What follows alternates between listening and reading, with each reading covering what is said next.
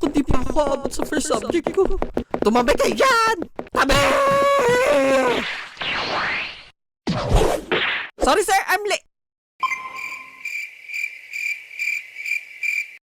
Wow, aga ko. Anong maaga? Late ka! Tapos na yung klase! Isa sa mga wag na wag mong gagawin sa college ay ang magpa-late or umabsent. Dahil pag sinabi kong bawat attendance mo sa subject nyo ay mag-matter para makapasa ka, magmamatter talaga yan. Late ka, Vince! Magsaka na! Agad? Di pwedeng madaan sa pag-iyak? Magaling ako umiyak.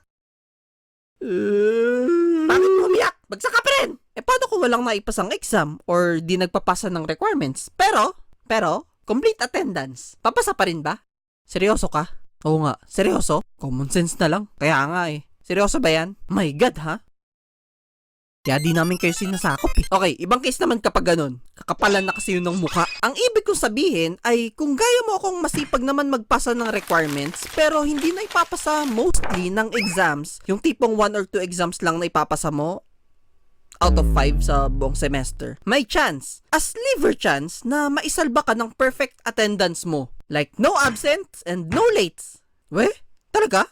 Yes, totoo. Tamaan man ng kidlat? Yes, tamaan man ng Kinukwento ko sa inyo to ngayon dahil may isang beses na muntik na akong bumagsak sa isa sa major subjects namin ng college dahil sa pagka-late ko. Ganito kasi yan. Third year college ako nun. Isang mandirigma sa course na architecture. Monday at maagang first subject namin which is Engineering Science 2. Para sa mga walang idea kung tungkol saan ng subject na yon, basta pinagsama siyang physics at math. Galing no? Umagang umaga, dudugo na agad utak mo. Next, medyo stricto ang professor namin doon na itago na lang natin sa pangalang Sir Rollers. Ayaw na ayaw ni Sir Roller na may nalilate sa subject niya. Pag nakita niyang late ka habang nagdi-discuss na siya, nako, nagwawala yun. De joke, di naman nagwawala. Na-angry lang siya. I'm angry na ha. De, sa totoo lang, mabait siya. Sobrang bait. Sadyang stricto lang pagdating sa pagiging punctual. Malaki kasi pagpapahalaga niya sa oras. At isa yun sa gusto niya rin ituro sa amin. Magagamit naman daw namin yun pag naging professionals na kami. Professional tambay. Tagay! Well, bukod sa ayaw niya ng late, ay di rin ako pwede malate talaga dahil nakaisang late na ako sa kanya. At katumbas ng 3 late sa kanya is isang absent. Sasabihin nyo, oh, ay naman, isang absent lang eh. Ano meron? Tanong kasi nila, bakit raw big deal ang isang absent? Sara mo pinto! Naibagsak ko kasi exam namin sa prelim at midterm. Kaya ang isa na lang sa inaasahan ko ay ang aking perfect attendance at somehow maipasa yung final exam. May mga prof kasi sa college na nagko-consider ipasa ang estudyante kahit tagilid sa exams basta may perfect attendance. Kasi that just means na willing daw matuto yung estudyante kahit papano. Wow, sipag naman pumasok sa itong estudyanteng to. Ang aga pa lang.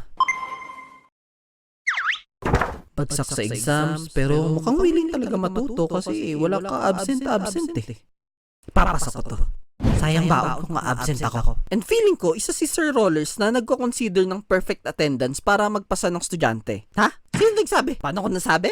Naging prof na kasi namin siya last sem sa Engineering Science 1. And surprisingly, ay nakapasa ako sa kanya kahit isang major exam lang ang nailusot ko out of 3 sa subject niya. Woo! So what else would it be? Perfect attendance lang nakita kong dahilan para ipasa niya ako. Isang exam lang naipasa, the rest bagsak na. Pero perfect attendance. Papasa ko ba to si Vince? Kadiri, ayoko na ulit siya makita. Yeah, perfect attendance talaga. Kakapit ako sa possibility na yun. Kaya di ayun nga, di ako pwede malate dahil maagang first subject namin. Hulaan mo, gaano kaagang start ng klase? Bigyan kita ng 10 seconds to answer. 10, 9, okay, time's up! Ang sagot is 8 a.m. Gulat ka, no? Gulat ka, no? Gulat ka kasi kung tutusin, di naman siya ganun kaaga. Pero para sa akin galing pang Cavite, papuntang Manila, sobrang aga nun. Imagine gano'n ako kaaga dapat gumising, di ba? Di ba? Hello? Grabe, talagang nagulat siya. Para nga pala sa mga bago sa channel ko, nag-college ako sa Manila kahit taga Cavite ako. Kung tinatanong nyo paano ako napunta sa Manila para mag-college ay mahabang kwento. Next time kita sasabihin, may bayad. So kailangan ko nga bumangon ng pagkaaga-aga, 4 a.m. to be exact, para makaabot sa 8 a.m. class namin. Yung mga ganong oras, sa totoo lang, nasa gitna pa ako ng panaginip ko eh. May pahit ko lang ito sa labi ko. Ang biyahe ko kasi mula dito sa parte ng Cavite kung saan ako nakatira, papuntang university namin sa Manila, is 1 hour 30 minutes.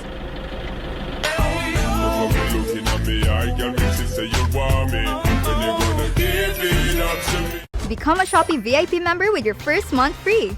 Get daily free shipping, daily 20% off.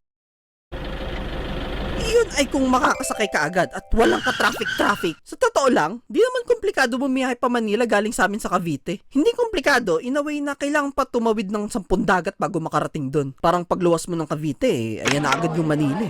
Pasok mga suke, presyong DB, sorry ha. Ang tanging reklamo ko lang naman dyan ay yung pag-aabang ng masasakyan at traffic sa loob mismo ng Cavite. Doon pa lang sa pag-aabang ng masasakyan, susuko ka ni. Ano pa pag dinatnan mo na yung traffic? Ay, di na ako papasok! Nagdaday lang ka na ng bata ka! Pumasok ka! At di ko rin naman talaga magets bakit sa bawat kanto ng Cavite may traffic! Peste! Ang sakit sa ulo lalo kung araw-arawin mo yung biyahe back and forth. Nakakabuang. Anyway, edi gumising ako ng maaga nung araw na yon, around 4 a.m. 1 hour lang naman prep time ko eh. 30 minutes tulala, then 30 minutes kilos. So 5 a.m, nakaalis na ako ng bahay namin. Ma, alis na ako! Ma! Ma! Ano ba? Natutulog eh! Umalis ka kung gusto mo! Dalawang choice ko lagi pag magko-commute. The easy way and the hard way. Sa easy way is van. Pag yan sinakyan ko, ibababa na ako mismo sa university. Isang sakay, dire-diretso. Mas mahal ang bayad, pero at least, di ba? Hindi hassle. And also, yung comfortability. Naka-aircon eh. Yes! Give me more! Sa hard way naman is jeep. Pag yan naman sinakyan ko, di ako ibababa agad sa university. Ganito mangyayari. Sakay ako ng jeep mula sa amin at ibababa ako midway sa may Baklaran. Kung di nyo yun alam, basta midway siya ng biyahe ko. Then mula doon is medyo malayo-layo yung lakad papunta sa LRT station. Then pagsakay ko ng tren, bababa akong UN station or Central Station. Then medyo mahaba-habang lakad pa ulit pa university. Mas mura ang pamasahe, ang kaso hulas ka na pagdating mo. Mukha kang sumabak sa 4th Great Ninja War. Magbigay po guys sa sumabak sa gera! Buisit. Since Monday yon, mas busy sa kalsada. Hanggat maaari, mas gusto ko makasakay ng van. Sumama ka sa amin! No!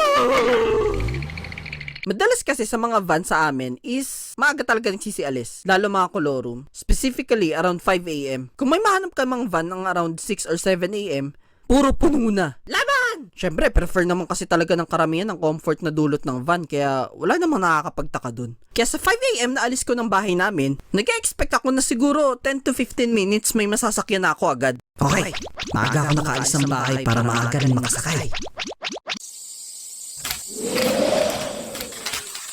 Hello? Is anybody out there? Wala! My God! Lumipas na ang 10, 20, 30 minutes. Wala pa rin van. I mean, meron, pero puro puno na agad. Ay, sorry, puno na. Ha? Hindi naman kita pinara. Walang masakyan. Natatempt na ako nung sumakay sa mga nagdadaan ng jeep, pero ini-insist ko pa rin maghintay ng van kasi 5:30 pa lang naman eh. Tsaka gusto ko talaga ng aircon sa biyahe. Toy, sakay na! Ay, gusto ko po van. Sige na, wala na mga van oh. Ay, di po, mag-aabang ako van. Arte, mukha namang walang pambayad sa van. Bala ka dyan. Basta sabi ko sa sarili ko, pag 6 a.m. at wala pa ring van, saka na ako mag-jeep. Ang kaso, lumipas na ang 40, 50 minutes, hanggang 1 hour, wala pa ring van. Anyari? Kinuha ba ng mga aliens ang van? Maaga naman ako umalis. Bakit biglang may scarcity? What went wrong? Ayun ang wrong. Kaya mga bata, huwag kayong tatambay sa gitna ng kalsada. Eh di wala na akong ibang choice kung hindi mag-jeep. Toy, sakay na. Bayan? Sige na nga.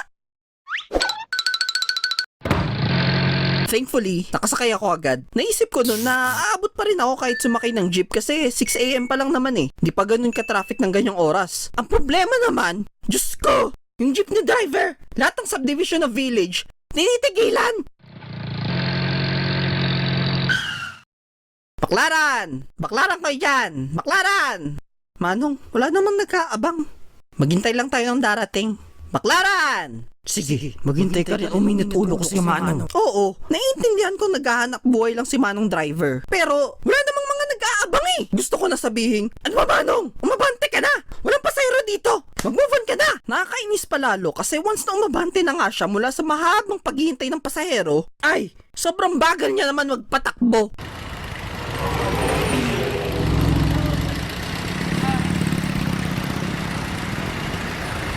Manong? Mas mabagal ka pa sa pagong.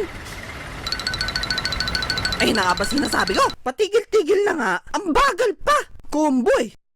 Sarap niya rin comboyin. Miski yung ibang nadadagdag na pasahero, kitang-kita ko na naiiritan sa bagal niya magpatakbo.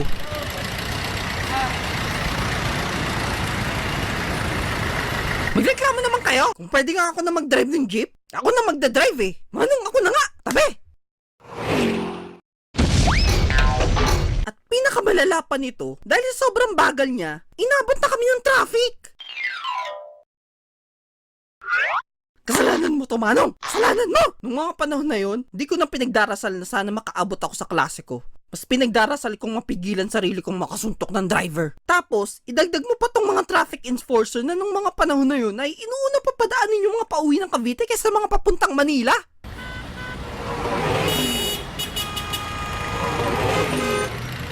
Ano ka ba? Nakikita mo na nga mas marami kami dito at sa kabila wala namang dumadaan masyado? Bakit ayaw mo kami unahin? Ako na nga dito! Go na! Go! At syempre, di mawawala yung Hey!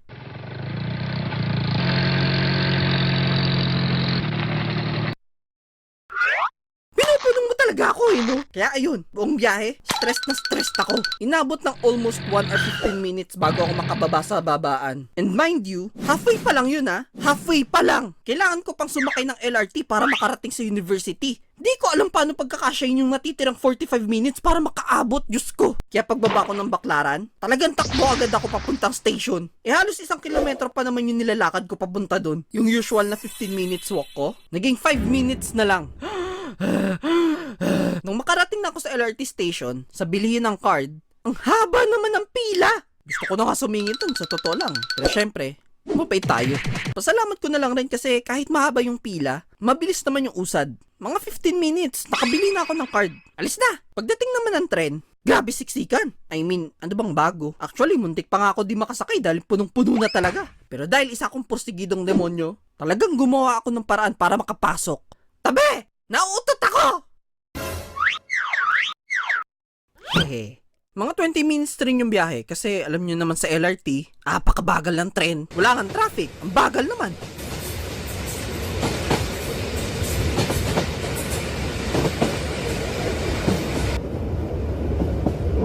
Tabi Manong, ako na nga magdadrive. Pagbaba ko ng UN station, takbo ulit agad ng mabilis. Takbong kala mo taing-tae. Tabi! Natatai ako! Kasi meron na lang akong 5 minutes para makaabot sa 8 AM class ko. Munti ko na nga ma-break yung barrier between time and space dahil sa pagmamadali ko eh. So swak na 8 AM, nakapasok na ako ng university. Pero syempre, tatakbo pa ulit ako papuntang building namin. Pagod na ako. May dal sa patingin ko. Bakit ako tumatakbo? Tulong! Pagdating ko sa building namin, mukha na akong mangkukulam. Pagod na pagod, gulo-gulo buhok, pawis na pawis, kondugyot, amoy usok, mumula mata, naglalaway. Sugo ka ng debel! Ah! Kasi naman, ang dami ko ng takbo. Tapos, kailangan ko pa akyatin yung department namin papuntang 4th floor. At that point, umaasa na lang akong sana medyo late yung prof namin. Na imposible mangyari kasi never yun na late. Pero malay mo naman, magkaroon ng LBM, di ba? Mommy, tapos na ako magpupu. So, pag-akit ko nga at pagdating sa room, wala pa siya. Wow, himala. Joke lang. Hihi. Nandito na ako. Bad trip. Bad trip. Ay. Hindi kasi, pagdating ko nga doon, as expected, nag-start na yung klase. Late na ako at tapos na sila mag-attendance. Past 8 AM na ako dumating. E di nakita agad ako ng prof namin kasi nga, late eh. What happened, Vince? Why you late again? I know. Sleeping, right? Sleeping will fate to me. Hindi, sir. Ano po kasi, grabe po kasi yung biyahe. Like, ang OA talaga. Ang OA. Muntik na nga ako madagit ng agile dahil sa lala ng traffic. Tapos bigla pang lumipad yung wheel dun sa side ko at nakompress. Then poof, it became Coco Crunch. Talaga? OMG! Gusto mo bumagsak? Oh, sisihin niyo yung biyahe, wag ako. Well, may isang araw na medyo tinamad ako bumangon. Pero isang beses lang yun. Promise. Di ko masabing na traffic ako kasi pareho kaming nanggagaling sa malayo tuwing pumapasok eh. Ang sasabihin niya lang, di umalis ka ng mas maaga. Like me, you know? I mean, gaya ko. This time, umalis naman talaga ako ng maaga. Sadyang minalas lang. You know what, Sir Vince? Alam mong pangalawang late mo na to. Isa na lang ay magkakaroon ka na ng absent. Bagsak pa naman prelim at midterms mo. Huwag mo na i-anong, sir. Nakaya. So ako naman, nag-aalala kasi isa pa naman yung perfect attendance sa inaasahan kong magsasalba sa akin sa subject na yun. Di pwede to. Di ako pwede bumagsak. Di ako mag-iisang irregular student. E di nung mga sumunod na araw, pag isa siya sa magiging prof ko, talagang gumigising ako agad ng maaga. Dental stress is equals to force divided by area. As in, maaga pa sa nakasanayan. Kung dati 4 a.m., naging 3 a.m. na. Dumadating ako sa university nun minsan, madilim pa. Kulang na nga lang ako na magbukas ng gate eh. Hoy! Magnanakaw! Anong magnanakaw? Ang tagal mo buksan, manong And pagdating naman sa final exam ay, thankfully, nakapasa ako! So, perfect attendance plus pasadong final exam, check. Kailangan ko na lang ay ang alpha ni sir.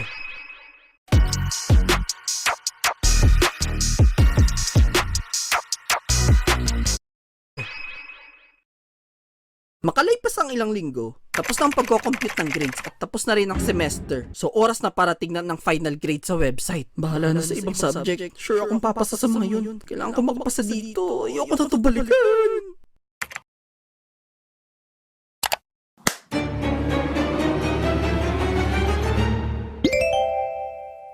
Pasado ako! Tres! Woo! Thank you, Sir Rollers! Regular student pa rin ako! Sana.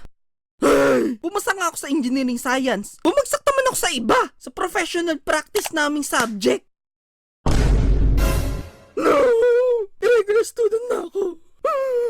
Hanip, pumasa ako sa subject na akala ko babagsak ako at bumagsak sa subject na akala ko papasa ako. Buisit! Pero syempre, sa susunod ko na ikukwento yung experience ko as an irregular student. Abangan nyo kasi, sobrang hirap. But for now, siguro hanggang dito na lang muna. Okay, linawin ko lang. Di ko sinasabi na porket complete attendance sa klase, papasa na. Kung ganun lang rin kadali sa college, di sana wala akong naikukwento sa inyo ngayon. Di lahat ng prof ay gaya ni Sir Rollers na considerate at maaawain sa ganung bagay. Mas marami pa rin yung nagbe-base sa performance mismo academically. So, mas maganda pa rin na mag-aral ng maigi. Anyway, alam ko as a student, maliit na bagay pa lang ang pagiging late. We can always get away with it kahit ilang beses pa natin gawin dahil the consequences are little to none. At ang madalas rin kasi na depensa sa atin ng mga nakatatanda ay, pagbigyan mo na, estudyante pa lang naman.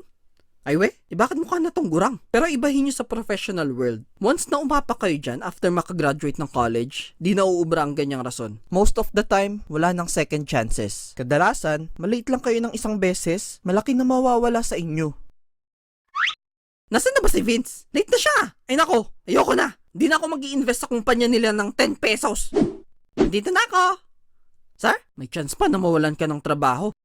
Oo Totoo nga ni. Dahil karamihan sa mga kumpanya, ang numero unang hahanapin sa inyo ay disiplina. And punctuality is a direct manifestation of discipline. Napakalaking tulong ng pagiging punctual para makapag-establish ka ng magandang image at reputasyon sa mga papasukin mong trabaho. Sorry, ang dami kong sinabi pero ang gusto ko lang naman iparating ay kung kaya nyo maging punctual habang estudyante pa lang kayo, gawin nyo na. Sanayan ng sarili, may kita habit hanggat maaari dahil napakalaking head start niyan once na maging adult na kayo.